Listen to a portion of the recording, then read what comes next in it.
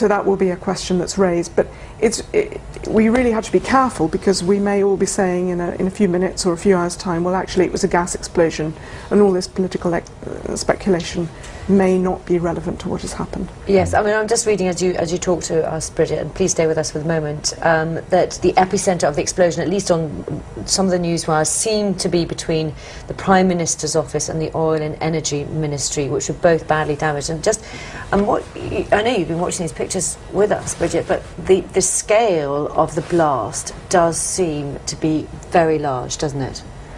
It does, but I mean, that doesn't mean to say that that No. means in itself that it was deliberate. Although, if it was deliberate, well, it has caused a large explosion. We can see the smoke rising above the capital still now. We have seen that a lot of buildings had their windows blown out.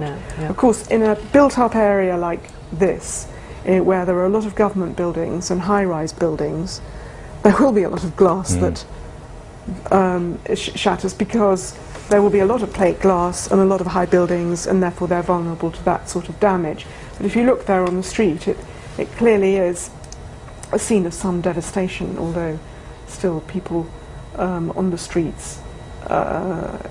It's quite shocking, isn't it? Yeah, The damage. Certainly these pictures, which I think have in some cases come via Twitter, which were clearly taken so soon after the blast, gives you an immediate sense of the scale of it, and the element of confusion which would always creep in straight after a blast has gone off, as people are not at that point cordoned off, because it is, it's before the authorities arrive at the scene, and that